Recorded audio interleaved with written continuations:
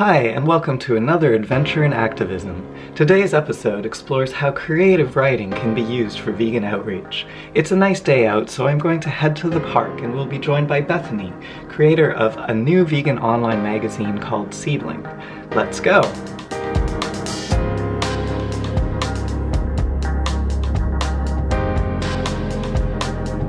Hello everyone, we're here with Bethany, who is working on a new vegan magazine called Seedling, and she's going to tell us a little bit about it.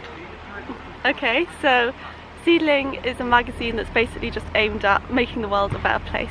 So it's about sustainability and spirituality, simple living, but like everything is through a vegan lens, because veganism, I think, just ties into all of those ideologies really well. And I'm a big believer in like looking at things holistically and not just focusing in on one particular issue, but looking at the bigger picture and how everything fits together. What kind of articles would you find in the magazine? So we've got a bit of everything really. We've got recipes, we've got people talking about their personal experiences, for example people talking about overcoming an eating disorder as a vegan, people talking about their health problems that they've overcome by being vegan, and also just people who are really knowledgeable about specific issues talking about their expertise.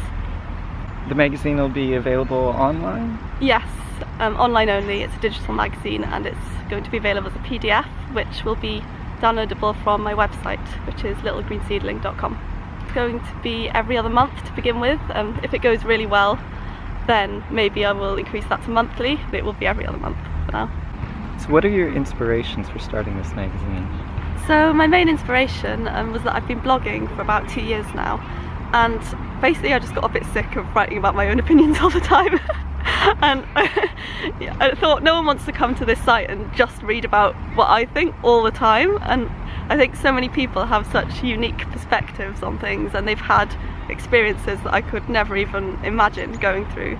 And so I just really wanted to look at these issues from the perspective of other people that have been through these things that I haven't been through, basically. And I think as well, that makes it so much more accessible for everyone, because if I'm just writing about my opinions on a website somewhere, it's a bit obscure and not that many people are going to come across it. But when you put something in a magazine, everyone who's contributing is going to be so excited that they're published and going to spread that as much as they can, and that just is such a good way of spreading the message to as many people as possible really, and including people who are not vegan, because people will share it with their relatives and with their friends. And yeah, so that was my inspiration really. I just felt like I needed to be doing more and to be reaching more people, and that the way I was doing it wasn't very efficient.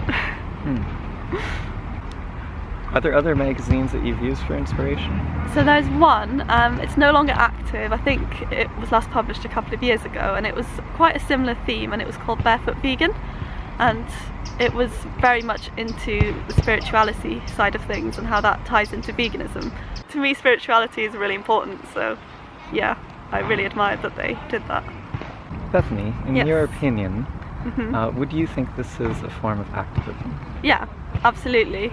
Because in my opinion, activism is anything that sort of gets people to think about their choices and to maybe change what decisions they make on a day-to-day basis and to move towards a better way of life. And that's what I'm hoping to achieve. I mean, someone once told me after reading my blog, they'd made the decision to go vegetarian, and so obviously what I was doing had an impact. And so yeah, absolutely it's a form of activism, I think, yeah. What kind of advice would you give to people who are interested in doing something similar? I would say, I think very often people get put off because they think, oh, there's so many people, you know, writing all these blogs and making all these YouTube videos, and you know, why would anyone care about what I do? Yeah, I feel that way sometimes. Yeah, really. Yeah, I think what you have to remember is that no one else is you, and you have your own perspective that you can bring to it that no one else could, and you don't have to be the best sort of writer or video editor, because what really matters is the message behind what you're doing. So yeah, I think that's really important to remember. And also, if you're feeling really shy about sharing your writing or your videos. Like, I know I was in the beginning, like putting your opinions up on the internet for potentially the whole world to see is really scary. Yeah. I was terrified of that, but you just have to focus on the end goal and realise, like, the animals and the planet, that's what's important. And you know, no one really cares that much if you look a bit awkward or you're not the best writer in the world, because yeah, the message is what's important. Well, thanks so much. Thank you.